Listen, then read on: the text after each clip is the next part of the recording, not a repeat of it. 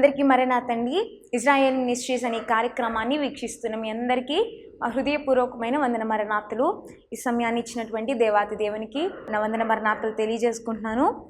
ఇంకా ఆలస్యం చేయకుండా వర్తమానంలోకి వెళ్ళిపోదాం. అయితే చక్కగా దేవుని యొక్క మాటలు వింటూ ఎంతగానో బలపడుతున్న మీ అందరికీ కూడా దేవాతి దేవుని నామంలో శుభములు తెలియచేస్తూ ఉన్నాము.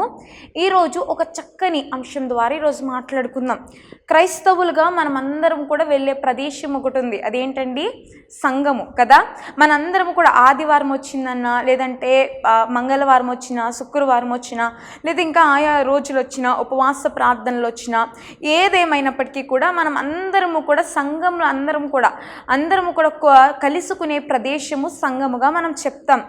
ఈరోజు మనం తెలుసుకుందాం ఒక సంఘం అనేది ఎలా ఉండాలి, ఒక సంఘము ఎలా కట్టబడాలి, సంఘము ఏం చేస్తే దేవుని చేత గుర్తించబడుతుంది అనేది ఈరోజు కొన్ని విషయాలు బైబిల్ గ్రంథంలో నుండి మనం ధ్యానం చేసుకుందాం. ఉదాహరణకి నేను మీకు ఒక సంఘాన్ని చూపించి చెప్తాను ఎలా జీవించాలి ఏంటి అనేది. పరిశుద్ధ గ్రంథంలో అనేకమైన సంఘాలు ఉన్నాయి, ఇలా రకరకాల సంఘాలు ఉన్నాయి. ఎంతోమంది కట్టారు, ఎంతో ఆత్మలు రక్షింపబడ్డాయి, ఎంతగానో బలపడ్డారు, దేవుని చేత ఆశీర్వదింపబడ్డారు. ఆ సంఘంలో బిడ్డలతో దేవుడు మాట్లాడాడు, వారు ప్రార్థించిన ప్రార్థనలకి దేవుడు ఉత్తరం ఇచ్చాడు. ఇలా చెప్తూ పోతే అనేకమైన సంఘాలు, అనేకమైన విశ్వాసులు, అనేకమైన నూతన కార్యాలు, గొప్ప కార్యాలు, సూచక క్రియలు మనం చూసాం. కానీ ఈరోజు ఈనాడు నీ సంఘము నా సంఘము కూడా ఆశీర్వదింపబడాలి అంటే, మనమున్న సంఘము కూడా దేవుని చేత గుర్తించబడాలి అంటే, మన సంఘము కూడా దేవునికి దగ్గరగా అవ్వాలి అంటే, మన సంఘము కూడా పరిశుద్ధాత్మతో నింపబడాలి అంటే, మన సంఘంలో కూడా మనం చేస్తున్న ప్రార్థనలు దేవుడు ఆలకించి ఆ సైడ్ నుంచి మనకి జవాబు రావాలి అంటే, మన సంఘంలో కూడా దేవుని యొక్క అద్భుతము మిరాకిల్స్ మన సంఘంలో కూడా జరగాలి అంటే, మన సంఘం నుండి ఘనమైన కార్యాలు బయలుదేరాలి అంటే, కొన్ని లక్షణాలు మనం కూడా కలిగి ఉంటే దేవుడు అద్భుతంగా మన సంఘాన్ని కూడా జ్ఞాపకం చేసుకుంటాడు. దేవునికి స్తోత్రం, హల్లెలూయా. ఈరోజు నేను చెప్పబోయే సంఘం ఏంటి అంటే, ముందుగా నేను చెప్పబోయే సంఘం యొక్క చరిత్ర తెలుసుకుందాం.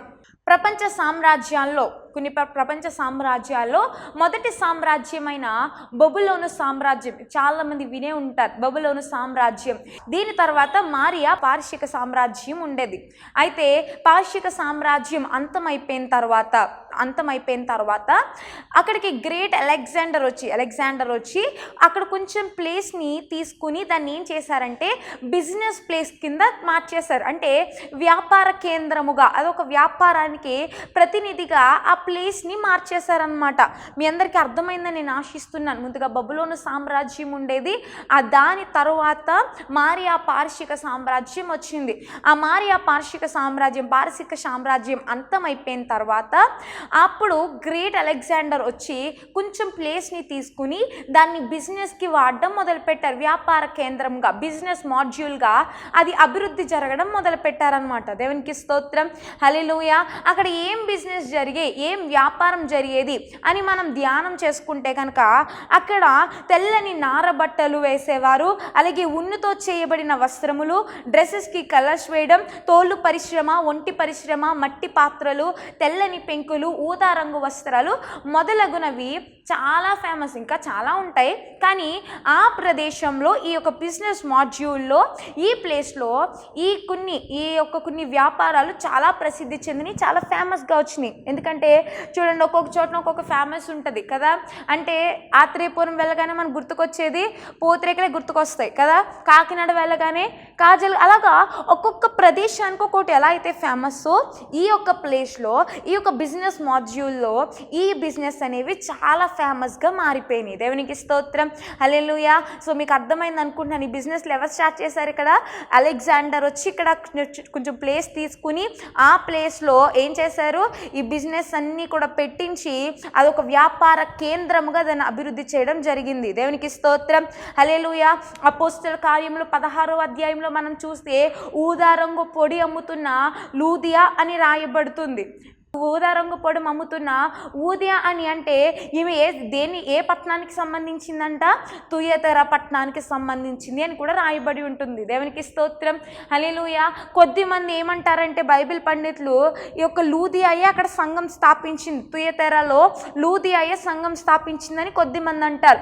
మరికొద్దిమంది అంటారు పౌలు గారే అక్కడ సంఘాన్ని స్థాపించారని మరికొద్దిమంది అంటారు. అపోస్తలుల కార్యములు 19వ అధ్యాయం 10వ వచనం ప్రకారంగా ప్రారంభంలోనే అక్కడ సంఘం ఉందంట. అంటే మొదటి నుంచి అక్కడ ఏముందండి? ఒక సంఘం అనేది ఉంది. అంటే దేవుడు అక్కడ ముందుగానే ఎన్నుకుని తుయతెర పట్టణాన్ని, తుయతెర ప్రాంతాన్ని దేవుడు ఎన్నుకుని అక్కడ సంఘాన్ని స్థాపించి గొప్ప దైవజనుడైనటువంటి పౌలు గారిని అక్కడికి నడిపించడం జరిగింది. దేవునికి స్తోత్రం, హల్లెలూయా. అయితే ఈ తుయతెర సంఘము, ఈరోజు మనం చెప్పుకోబోయే సంఘం ఏంటండి? తుయతెర సంఘం. మీరు వినే ఉంటారు, ఈ పేరు మనకి ప్రకటన గ్రంథంలో కనపడుతుంది. ప్రకటన గ్రంథము 2వ అధ్యాయంలో 7 సంఘాల్లో ఒక సంఘమైనటువంటి తుయతెర సంఘము గురించి ఈరోజు మనం ధ్యానం చేసుకోబోతున్నాం. తుయతెర సంఘానికి దేవుడు తన్ని తాను పరిచయం చేసుకుంటున్నాడు. ఎలా పరిచయం చేసుకుంటున్నాడు అంటే, చూడండి, చూడండి, ఏదైనా స్కూల్కి వెళ్ళారనుకోండి, పిల్లల్ని పరిచయం చేస్తారు. ఇంకో ఈ అమ్మాయి పేరు ఇది, తిను మీ ఫ్రెండ్ ఈ రోజు నుంచి అని చెప్పేసి పరిచయం చేస్తారు కదా. కానీ దేవుడు తన్ని తాను సంఘానికి ఎలా పరిచయం చేసుకుంటున్నారో తెలుసా? అగ్ని జ్వాలల వంటి కన్నులను, అపరంజిని పోలిన పాదములు గల దేవుడని తనని తాను పరిచయం చేసుకుంటున్నాడు. ఎలా అండి? అగ్ని జ్వాలల వంటి కన్నులు అని, అపరంజిని పోలిన పాదములని తన్ని తాను పరిచయం చేసినట్లుగా మనం చూస్తూ ఉన్నాము. దేవునికి స్తోత్రం, హల్లెలూయా. అగ్ని జ్వాలల వంటి కన్నులు అంటే సమస్తాన్ని చూచువాడు, గ్రహించువాడు అని అర్థం. అగ్ని జ్వాలల వంటి కన్నులు అంటే ఏంటండి? సమస్తాన్ని చూచువాడు, గ్రహించువాడు, పరిశీలించువాడు అని అర్థం. అంటే మన దేవుని దగ్గర నుంచి మనం దాచిపెట్టే సామర్థ్యం మనకి లేదు. ప్రతి స్థలము ఆయన చూచుచున్నాడు, ప్రతీది ఆయన చూచుచున్నాడు, ప్రతీది ఆయన పరిశీలించుచున్నాడు, ప్రతీది కూడా ఆయన ఏంటి అనేది తెలుసుకుంటూ ఉన్నారు. కాబట్టి ఆయన దగ్గర నుంచి ఎస్కేప్ అయిపోవాలని ట్రై చేయకండి, ఎందుకంటే అది అసాధ్యమైనది. ప్రతి క్షణమునందు ప్రతి ఒక్కరిని కూడా ఆయన కన్నులు చూచుచున్నవి. అందుకనే హాగరం గారు అంటారు, ఏమని అంటారండి? దేవుణ్ణి చూచుచున్న దేవుడు. అందుకే ఎడారిలో తన భర్త వాళ్ళందరూ వదిలేసినప్పటికీ కూడా చావు బ్రతుకుల్లో ఉన్నప్పుడు దేవుడు ఏం చేశాడు? హాగర్ని, తన కుమారుణ్ణి చూసి అక్కడ నీటిని పుట్టించాడు. దేవునికి స్తోత్రం, హల్లెలూయా. దేవుని యొక్క వాక్యం సెలవిస్తుంది, తన ఎడల యథార్థ హృదయము గల వారిని బలపరచుటకై యెహోవా కన్ను దృష్టి లోకమంతా చూచుచున్నదంట. తన యందు ఎవరైతే భయభక్తులు కలిగి ఉంటారో, తన యందు ఎవరైతే యథార్థంగా ప్రవర్తిస్తారో, తన యందు ఎవరైతే నిజాయితీగా నమ్మకముగా ఉంటారో వారిని ఏం చేస్తుందంట? వారిని ఎక్కడున్నా సరే దేవుడు వారి కోసము లోకమంతా సంచరిస్తున్నాడు, లోకమంతా చూచుచున్నాడు, లోకమంతా పరిశీలిస్తున్నాడు అని మనం ధ్యానం చేసుకోవచ్చు. దేవునికి స్తోత్రం, హల్లెలూయా. ఆయన అగ్ని జ్వాలల వంటి కన్నులు కలిగిన దేవుడు. మొదటి పేతురు పత్రిక 3వ అధ్యాయం 12వ వచనంలో మనం చూస్తే, ప్రభువు కన్నులు నీతిమంతుల మీదను, ఆయన చెవులు వారి ప్రార్థనల మీదను ఉన్నవంట. దేని మీదండి? ప్రభువు కన్నులు ఎవరి మీద ఉంటాయి? నీతిమంతుల మీద మాత్రమే ఉంటాయి. అందరినీ చూస్తాడు దేవుడు, కానీ అందరినీ పట్టించుకుంటాడంటే పట్టించుకోరు. కానీ ఎవరిని పట్టించుకుంటారు? నీతిమంతులను పట్టించుకుంటారు, నీతిమంతుల మార్గాన్ని చూస్తారు. నీతిమంతులకి శోధన వస్తే వెంటనే అడ్డుకోవడానికి దేవుడు ఉంటారు. ఎందుకంటే వారు నీతి కలిగి జీవించేది ఎవరి కోసం అండి? దేవుని కోసమే. కాబట్టి ఈరోజు ప్రభువు కన్నులు నీతిమంతుల మీద ఉంటాయంట. అంటే ఎవరైతే నీతి కలిగి ఉంటారో, ఎవరైతే నిజాయితీగా యథార్థం కలిగి ఉంటారో వాళ్ళ మీద ప్రభువు కన్నులు ఉంటాయి. అంతేకాదు ఆయన చెవులు వారి ప్రార్థనలు ఆలకిస్తాయి. ఈరోజు మీరు నీతిమంతులుగా ఉంటే కనుక ఆయన చెవులు మీ ప్రార్థనలు ఆలకించడానికి సిద్ధముగా ఉన్నాయని గుర్తుపెట్టుకోండి. 33వ కీర్తన 19వ చరణంలో చెప్తూ ఉన్నారు, యెహోవా దృష్టి ఆయన యందు భయభక్తులు గల వీరి మీదను, ఆయన కృప కనిపెట్టు వారి మీదను నిలుచునంట. ఎవరి మీద ఉంటాయండి? ఎవరైతే ఆయన యందు భయభక్తులు కలిగి ఉంటారో వారి మీద దేవుని యొక్క కన్ను దృష్టి ఉంటుంది. అంతేకాదు ఆయన కృప కనిపెట్టు వారందరి మీద కూడా నిలిచి ఉంటుంది. దేవుని యొక్క కన్ను దృష్టి మన మీద పడాలి. అయినా హాగర్ గారిని చూచాడంతే. చూచినందుకు ఏమైంది? ఎడారిలో దేవుడు నీటి బుగ్గను పుట్టించాడు. ఇజ్రాయేలు ప్రజల్ని దేవుడు చూశారు, అన్నీ ఏం చేశారు? దేవుడు అక్కడ వారికి ఏ సమస్య వచ్చినా కూడా దేవుడు వారికి అనుకూలంగా ఉంచారు. ఇలా చెప్పుకుంటూ వెళ్తే దేవుడు చూచిన వెంటనే నీతిమంతులకి కార్యము జరిగింది. ఈరోజు దేవుడు నిన్ను కూడా చూస్తూ ఉన్నాడు. దేవుడు నీ పట్ల కూడా ఈ నేడే కార్యము చేయబోతున్నాడు. దేవునికి స్తోత్రం. హల్లెలూయా. దేవుడు నీతో కూడా పరిచయం చేసుకుంటున్నాడు. ఆయన పరిచయం చేసుకుంటున్నాడు. నీతో, నీ సంఘంతో, నీ కుటుంబంతో పరిచయం చేసుకుంటున్నాడు. అగ్ని జ్వాలల వంటి కన్నులు గలవాడనని. దేవునికి స్తోత్రం. హల్లెలూయా. అంతేకాదు, రెండవదిగా పోల్చుకున్నాడు అపరంజని పోలిన పాదములు. అంటే దాని అర్థం ఏంటంటే పరిశుద్ధతకు సూచన. పరిశుద్ధతకు సూచన అంటే పాదములు పరిశుద్ధతకు సూచన ఏంటి అనుకోవచ్చు. మనం ఏ చెడు త్రోవకి వెళ్ళినా సరి అయిన మార్గంలో, పరిశుద్ధ మార్గంలో పెట్టే దేవుడు మన యేసయ్య. మన పాదములు వంకరి త్రోవ వెళ్తుంటుంటే, మన పాదములు చెడిపోతూ ఉంటుంటే, మన పాదముల ద్వారా దేవుడికి ఇష్టం లేని పనులు చేస్తూ ఉంటే, మన పాదములు అనేక మందిని చెడు మార్గంలో నడిపిస్తూ ఉంటుంటే దేవుడు ఏం చేస్తాడంట? మన పాదములను పరిశుద్ధపరిచి మరలా మంచి మార్గంలో దేవుడు తీసుకొస్తాడు. దేవునికి స్తోత్రం. హల్లెలూయా. రాంగ్ వేలో నడిచే ప్రతి పాదములు కూడా గద్దించేది మన యేసు ప్రభువారే. శత్రువులను నాశనం చేసేది మన యేసు ప్రభువారే. రోమపత్రిక 16వ అధ్యాయం 20వ వచనంలో ఉంటుంది, సమాధానకర్తయగు దేవుడు సాతానుని మీ కాళ్ళ కింద శీఘ్రముగా త్రొక్కివేస్తాడు. అంటే పరిశుద్ధాత్మ దేవుడు ఏం చేస్తారంట? మన పాదముల క్రింద సాతానుని శీఘ్రముగా తొక్కేలా చేస్తాడు. అంటే మన పాదములను పరిశుద్ధపరిచి నశించిపోతున్న మనము మరలా వెతికి రక్షించి, మరలా పరిశుద్ధపరిచి, మరలా మనల్ని నూతనపరిచి, మరలా మనల్ని ఆయన బిడ్డలుగా చేసుకుని సాతానుని ఏం చేస్తారు? మన పాదముల క్రింద అనగదొక్కేలా దేవుడు చేస్తాడు. దేవునికి స్తోత్రం. హల్లెలూయా. కాబట్టి గుర్తుపెట్టుకోండి, దేవుడు తన కుమారుడు అని పరిచయం చేసుకున్నాడు. నేను దేవుని కుమారుణ్ణి అని పరిచయం చేసుకున్నాడు. ఎందుకో తెలుసా? నేను దేవుని కుమారుని కనుక నా కుమార్తె, నా కుమారుడు అనిపించుకుంటున్న మీరు కూడా మరలా దేవుని కుమారులు అవ్వాలి. మీరు కూడా మరలా నా బిడ్డలుగా మారాలి. మీరు కూడా పరిశుద్ధపరచబడాలి. మీరు కూడా లోకాన్ని విడిచిపెట్టాలి, శత్రువులు ఓడించాలి, అనేక మంది లోకం చేత ఆకర్షింపబడుతున్న వారిని రక్షించాలి. మీరు లోకం వైపుకి వెళ్ళిపోకుండా మిమ్మల్ని మీరే ఏం చేయాలి? పరిశుద్ధపరచుకోవాలి అని దేవుడు చెప్తూ ఉన్నాడు. దేవునికి స్తోత్రం. హల్లెలూయా. మనం చేసే ప్రతి పని కూడా మన తండ్రి మహిమ పొందుకోవాలి. మనం చూసే ప్రతి చూపు, మనం వినే ప్రతి మాట, మనం ఆలోచించే ప్రతి ఆలోచన కూడా మన తండ్రి గురించే ఉండాలి. దేవునికి స్తోత్రం. హల్లెలూయా. అటువంటి అనుభవం మనం కలిగి ఉంటే దేవుడి రోజు నీ పట్ల, నా పట్ల కూడా ఈ సంఘాన్ని గుర్తించిన రీతిగానే నన్ను కూడా దేవుడు గుర్తించబోతున్నాడు. దేవునికి స్తోత్రం. హల్లెలూయా. చూడండి, మనకి అపోస్తల కార్యములు 10వ అధ్యాయంలో మనకి కొర్నేలు భక్తుడు కనిపిస్తాడు. కొర్నేలు భక్తుడు అంటే చక్కగా ఒకే సమయానికి మధ్యాహ్నం 3 గంటలకు ఏం చేసేవారైనా ఎంతగానో ఒకే సమయానికి ప్రార్థన చేస్తూ ఎంతగానో బలపడి ఎంతగానో దేవునికి దగ్గరైన ఈ కొర్నేలు గారికి రక్షణ లేనట్టుగా మనకు కనపడుతూ ఉంది కదా. అంటే రక్షణ అయితే లేదు, కానీ అయినప్పటికీ కూడా ఆయన చేసిన మంచి క్రియల్ని బట్టి, ఆయన చేసిన వాటన్నిటిని బట్టి దేవుడు ఏం చేశాడు? ఆయన నిలబడినప్పుడు ఒకేసారి 3000 మంది రక్షింపబడ్డారు. దేవునికి స్తోత్రం. హల్లెలూయా. గల కారణం ఏంటో తెలుసా? దేవుడు ఆయన క్రియలను చూశాడు. అలా అని చెప్పేసి రక్షణ అక్కర్లేదా అంటే కాదు, కానీ ఆయనకి ఈ లోకంలోనే, కానీ ఆ లోకంలో మనం చేరుకోవాలి అంటే ఒక టికెట్ అంటూ కావాలి.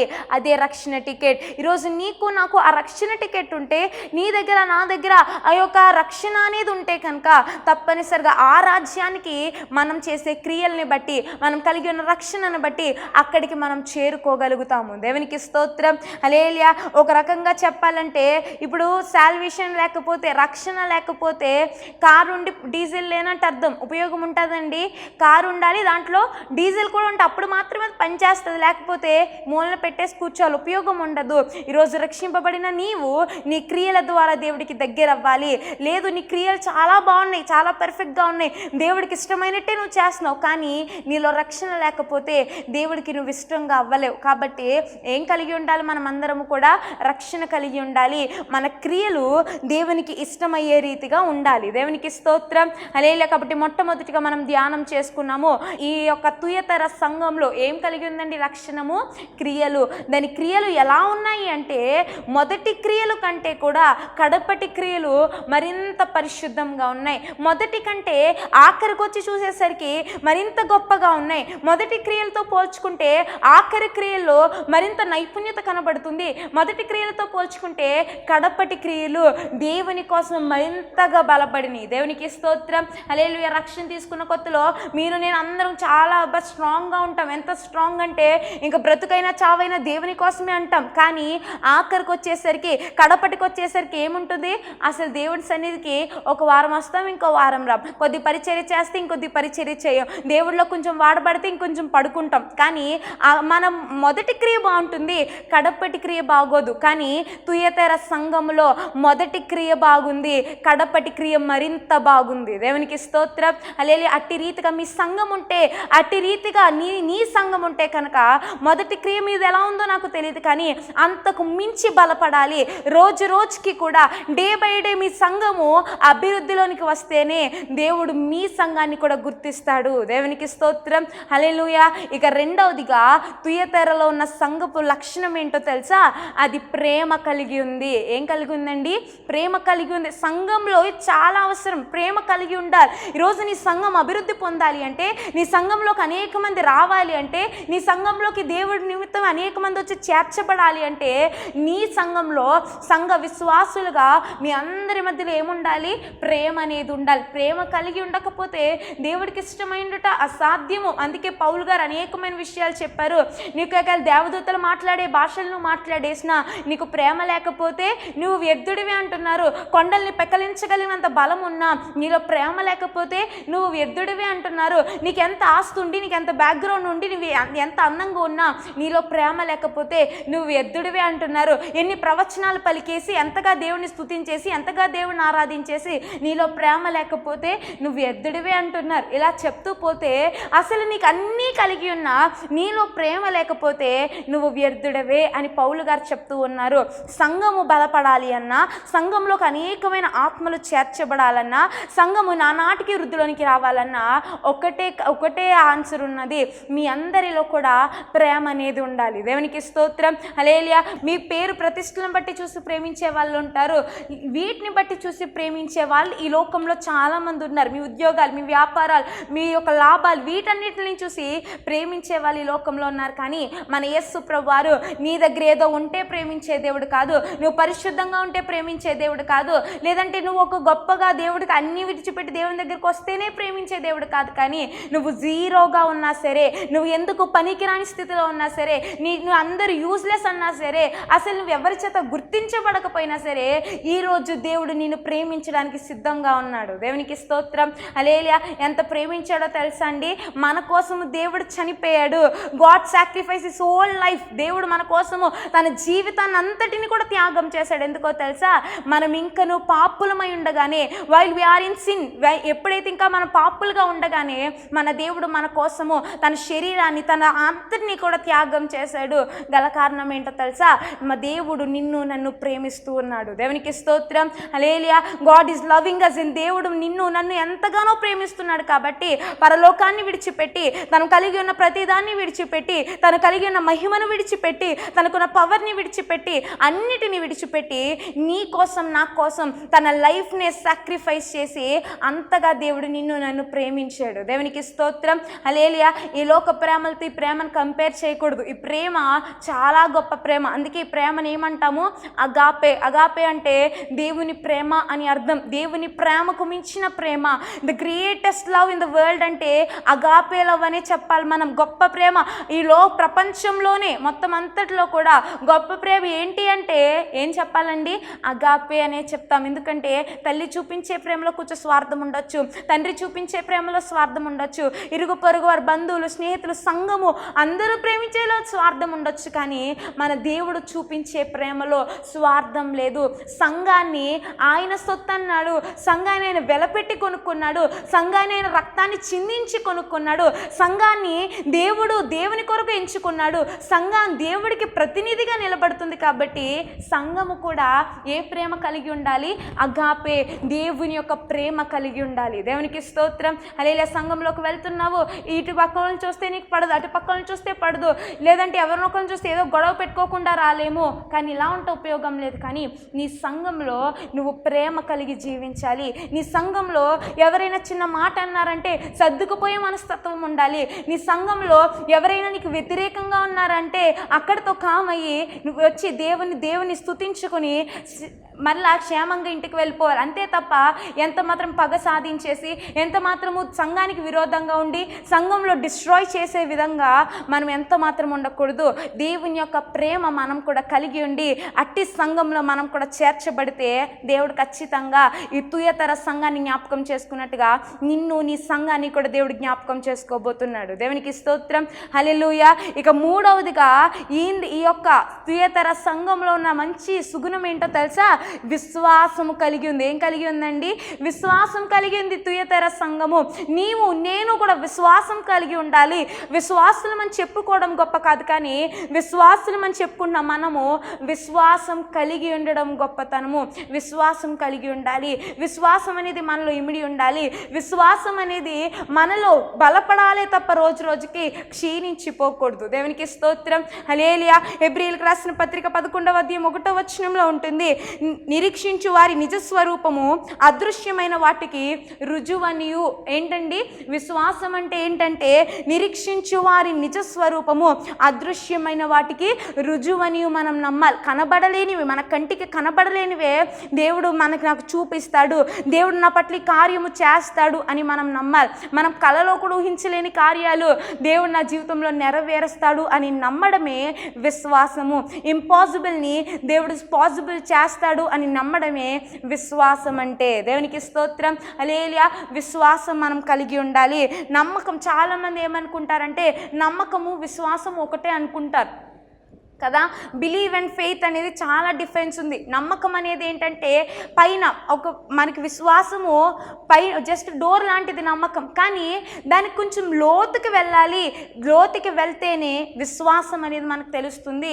నమ్మకం అనేది పై అనుభవం, నమ్మడం అంతే, కానీ విశ్వాసం అనేది లోతైన అనుభవము.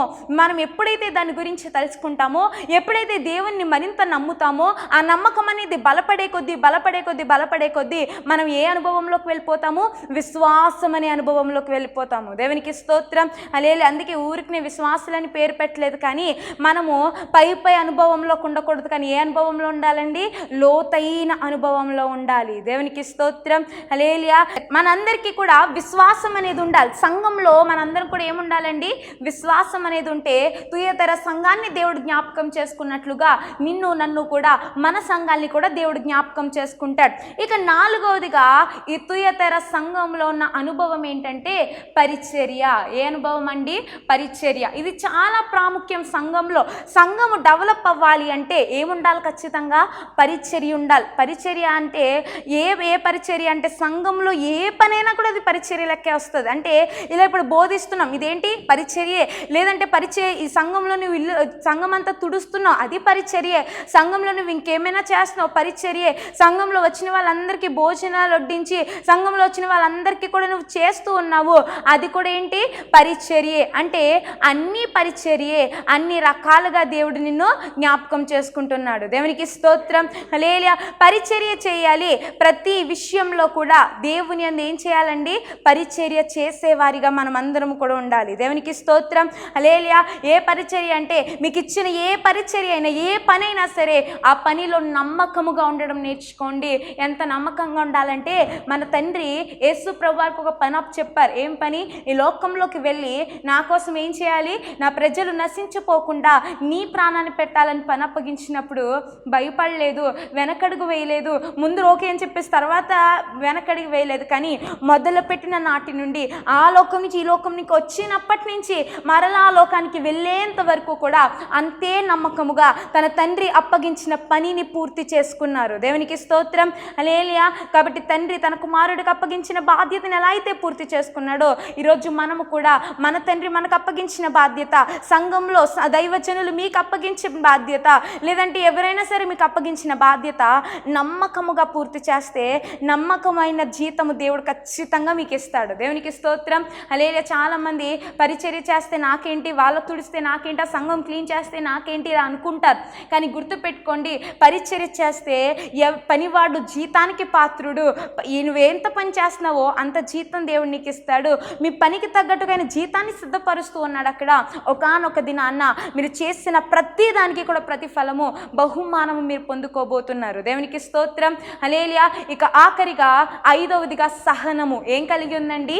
సహనము కలిగి ఉంది. సంఘము కూడా సహనము కలిగి ఉండాలి. ఈరోజు మీరు అడుగుతూ ఉంటారు, దేవా అది ఇచ్చేయండి ప్రవ్వా, దేవి ఇది ఇచ్చేయండి ప్రవ్వా, నేను అది చేయాలనుకుంటున్నాను, ఇది చేయాలనుకుంటున్నాను. కానీ ఖచ్చితంగా దేవుణ్ణి ఆశ్రయిస్తున్నాం, మనం కొద్దిగా సమయం పడుతుంది. ఆ సమయం బట్టి మనం ఏం చేయాలి? నిరీక్షణ కలిగి ఎదురు చూద్దాము. నిరీక్షణ కలిగి దేవుని యందు ఎదురు చూస్తే దేవుడు తప్పనిసరిగా మీ ప్రార్థనలు ఆలకిస్తాడు. దేవుడు తప్పనిసరిగా మీ పట్ల ఘనమైన కార్యాన్ని దేవుడు జరిగిస్తాడు. దేవునికి స్తోత్రం. హల్లెలూయా. యాకోబు పత్రిక 5వ అధ్యాయం 11వ వచనంలో దేవుడు చెప్తున్నారు, సహించువారు ధన్యులు. ఎవరండి ధన్యులు? సహించువారు, సహనము కలిగి ఉన్నవారు ధన్యులు. దేవుడు మీ పట్ల చేస్తాడు కార్యము. దేవదాసయ్య గారు ఒక మాట అన్నారు, ఆలస్యమైనంత మాత్రాన అది జరగదు అని అనుకోవద్దు. తగిన కాలం వచ్చినప్పుడు దేవుడు ఏం చేస్తాడు? ఖచ్చితంగా మీ జీవితంలో నెరవేరుస్తాడు. ఏదో ఆలస్యం అయిపోయింది, నా జీవితంలో జరగదేమో అది, లేదంటే అది నాకు అవ్వదేమో అని అనుకోవద్దు. కానీ టైం వచ్చినప్పుడు, ఆయన అనుకున్న సమయం వచ్చినప్పుడు మీ జీవితంలో దేవుడు ఖచ్చితంగా ఘనమైన కార్యాన్ని దేవుడు జరిగిస్తాడు. దేవునికి స్తోత్రం. హల్లెలూయా. కాబట్టి యోబు గారు కూడా శోధన ఏం చేశారండి? ఆయన తప్పిపోలేదు, కానీ సహనంతో ఎదురు చూశారు. ఎలా ఎదురు చూశారంటే, దేవుడు ఇచ్చాడు, దేవుడే తీసుకున్నాడని ఎదురు చూసి, దేవుడు నన్ను అన్యాయం చేయడు, దేవుడు నన్ను చీట్ చేయడు, దేవుడు నన్ను నాశనం చేయడు, దేవుడు నన్ను కిందకి దించేయడు, నన్ను రోజు రోజుకి ఆశీర్వదిస్తాడని సహనముతో ఎదురు చూశాడు. కనుక యోబు గారు ఏదైతే పోగొట్టుకున్నారో అంతకు మించి యోబు గారు పొందుకున్నారు. దేవునికి స్తోత్రం. హల్లెలూయా. ఈరోజు సంఘముగా మీ సంఘము ఆశీర్వదింపబడాలి అంటే, మీ సంఘము పరిశుద్ధాత్మ చేత గుర్తించబడాలి అంటే, మీ సంఘము దేవునికి ఇష్టమైన రీతిగా ఉండాలి అంటే, మీ సంఘము దేవుని చేత ప్రత్యేకింపబడాలి అంటే, మీ సంఘంలో కూడా ఏముండాలి? ఈ యొక్క సహనము కలిగి ఉండాలి. 5 లక్షణాలు మనం చెప్పుకున్నాము. ఏమేమిటండి? తుయతర సంఘం ఈ 5 లక్షణాలు కలిగి ఉంది. ఈరోజు మనము కూడా ఈ 5 లక్షణాలు కలిగి ఉన్నాము. ప్రేమ కలిగి ఉందాము. మన సంఘం అంతా కూడా ప్రేమ అంటే ఏ ప్రేమ? అగాపే ప్రేమ మనం కలిగి ఉండాలి. మన సంఘం అంతా కూడా క్రియలు కలిగి ఉండాలి. ఎటువంటి క్రియలు అంటే, మన మొదటి క్రియల కంటే కడపటి క్రియలు దేవునిలో మరింత పరిశుద్ధంగా, మరింత బలపడే రీతిగా ఉండాలి. పరిచర్య చేద్దాము. మన సంఘంలో రోజు రోజుకి కూడా పరిచర్య చేస్తూ అనేక మందిని ప్రోత్సహిద్దాము. అలాగే మనం సహనము కలిగి ఉన్నాము. మన సంఘంలో ఎటువంటిదైనా మీరు ఏదైనా అడగండి, అది కొద్దిసేపు ఆలస్యం అవుతుందంటే సహనముతో ఎదురు చూస్తే దేవుడు ఖచ్చితంగా మీకు జీతాన్ని ఇస్తాడు. అలాగే విశ్వాసం కలిగి ఉన్నాము. నా దేవుడు నన్ను చూస్తూ ఉన్నాడు, నా దేవుడు నా మాటలు వింటూ ఉన్నాడు, నా దేవుడు నాకు ప్రతిఫలం ఇస్తాడు అని విశ్వాసం మీరు కలిగి ఉంటే దేవుడు తప్పనిసరిగా తుయతర సంఘాన్ని జ్ఞాపకం చేసుకున్న దేవుడు ఈరోజు నిన్ను, నీ కుటుంబాన్ని, నీ సంఘాన్ని కూడా దేవుడు జ్ఞాపకం చేసుకుంటాడు. ఈ మాటలు గుర్తుపెట్టుకుని మీరు కూడా మీ సంఘాన్ని బలపరుచుకోవాలన్నా, మీ సంఘము కూడా పరిశుద్ధాత్మ చేత గుర్తించబడాలి అన్నా కూడా ఈ 5 లక్షణాలు మీరు కూడా కలిగి ఉంటే దేవుడు మిమ్మల్ని అందరినీ కూడా ఆశీర్వదిస్తాడు. ఈ కొద్ది మాటలు దేవుడు దీవించును గాక. ఆమేన్. అందరికీ మరణాత. ఇజ్రాయెల్ మినిస్ట్రీస్ అనే కార్యక్రమాన్ని వీక్షిస్తున్న మీ అందరికీ మా హృదయపూర్వకమైన వందన మరణాతలు. ఈ వర్తమానములు మీకు ఆశీర్వాదకరంగా ఉన్నట్లయితే ప్రార్థన చేయండి. అలాగే దేవుడు మిమ్మల్ని ప్రోత్సహించినట్లయితే స్క్రీన్ మీద కనబడుతున్న ఈ నెంబర్కి ఫోన్పే కానీ గూగుల్ పే కానీ చేసి ఈ యొక్క పరిచర్యను ఇంకను సహకారం చేసి ప్రతిరోజు కూడా అనేకమైన వర్తమానాల ద్వారా మీ ముందుకు రావాలని మేము ఆశిస్తున్నాం. కాబట్టి దేవుని యొక్క ప్రేరేపణను బట్టి మీరు చేయగలిగిన సహకారము, ప్రోత్సాహము అందించాల్సిందిగా ప్రభు పేరట తెలియజేస్తున్నాము. అలాగే పరిచర్య కోసం ప్రతి దినము కూడా మీ వ్యక్తిగత ప్రార్థనలో జ్ఞాపకం చేసుకోండి. దేవుడు మిమ్మల్ని, మీ కుటుంబాన్ని దీవించును గాక. అలాగే ఎటువంటి ప్రార్థన అవసరతల కోసమైనా ఈ యొక్క నెంబర్కి కాంటాక్ట్ చేయొచ్చు. అందరికీ మరణాత. Praise the lord.